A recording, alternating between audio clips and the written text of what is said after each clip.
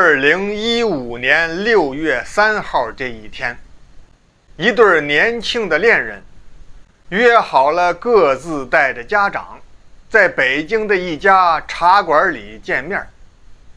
他们谁都不知道，小伙子的妈妈跟姑娘的爸爸原是初恋情人，当初爱得死去活来，分手之后已经有30年没见过面了。时间来到下午2点整，这是约好的见面时间。小伙子李明和他的妈妈王聪慧已经在茶馆等了半个小时了，可李明的女朋友刘雪花以及他的父母连个人影都没有。李明有点沉不住气了，站起身来，走到茶馆门口，向大街上不停地张望。正当李明掏出手机打算电话催促一下的时候，刘雪花和他的父母来到了他的面前。嗨，呆子，我来了。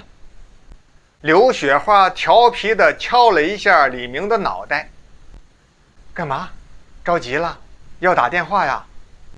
没有，我们也是刚到。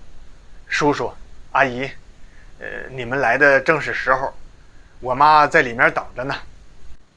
说着话，一闪身，撩开门帘，恭恭敬敬请刘雪花的父母进入茶馆。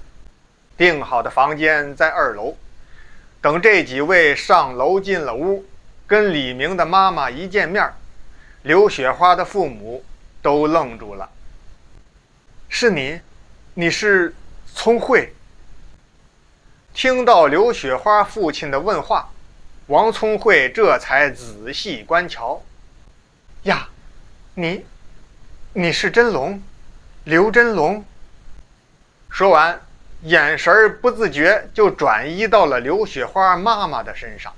显然他俩也相互认识，但是彼此没说话，只是对了一下眼光，便都把眼神移开了，气氛有些尴尬。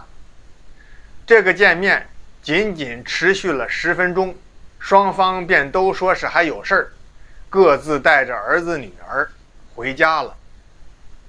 刘雪花和李明心里都是一团疑惑，心想今天父母见面，巧合的是他们过去就认识，说是老同学，但是很显然他们之间远非老同学那么简单。于是他俩各怀心思，打算回家后问个清楚。先说李明，回到家开门见山，就问妈，今天怎么回事啊？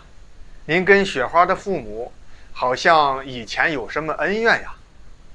孩子，这个嘛，妈不瞒你，他是这么回事儿。怎么回事儿？原来呀，王聪慧跟刘雪花的爸爸刘真龙，妈妈吴凤是高中同学。王聪慧是当时的校花，刘真龙在众多的追求者当中脱颖而出，成为了王聪慧的初恋。而吴凤呢，一直都喜欢刘真龙，不过他知道自己长相平平，身材肥胖，跟王聪慧根本没法比。但是他有自己的优势，家境显赫，是高干子弟。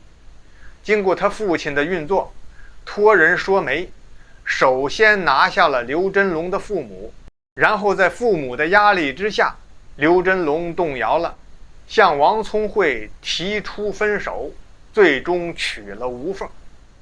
一眨眼30年过去了，真没想到今天却以这样的身份，这样的方式重逢了。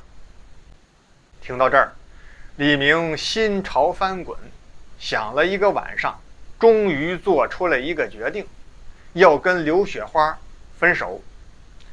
而刘雪花呢，回到家也问了同样的问题。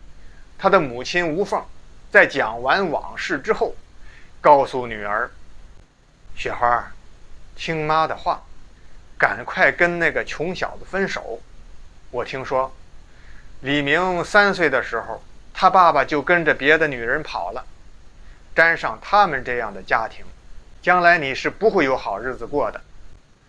李明找到刘雪花，对他说：父母的事情你也都知道了，要是咱俩继续在一起，恐怕都会觉得别扭，我看还是分手吧。刘雪花没有点头，也没有摇头，她只是轻轻一笑，用手拍了拍李明的肩膀，便离开了。她去找到了李明的妈妈王聪慧。阿姨，是您同意让李明跟我分手的吗？王聪慧一愣，没有啊，孩子，他为什么要和你分手？难道是因为我们老一辈的事情吗？这大可不必，反正从我这儿来说，不会反对你们在一起的。